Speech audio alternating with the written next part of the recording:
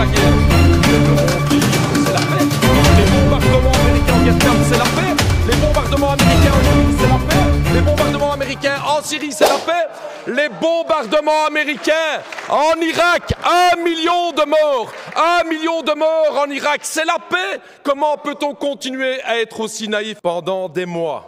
Pendant des mois, on vous a mis en garde à tous ces partis ici aujourd'hui que suivre aveuglément l'impérialisme américain, aller détruire l'Europe, aller détruire notre économie. Pendant des mois, vous étiez tous en train de rigoler. Oh, le PTB, etc., votre vision géopolitique. Regardez-vous maintenant, regardez-vous, regardez-vous, regardez ce qui se passe. Mais regardez l'humiliation de l'Europe. Regardez Macron qui va, il va là chez Trump, là, en train de lui cirer les chaussures, en train de, petite blagounette comme ça, oh, on rigole. Alors que qu'est-ce qui se joue ici aujourd'hui? C'est la survie.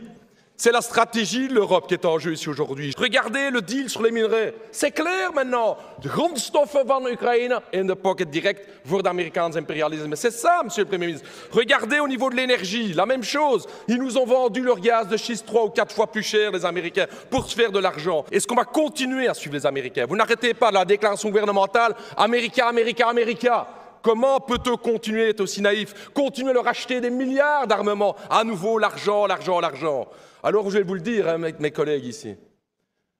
Trump n'est pas un homme de paix. Pourquoi il retire ses intérêts d'Ukraine? Pour attaquer la Chine. Pour préparer la guerre de demain. Pour préparer la guerre de demain. Et évidemment, évidemment.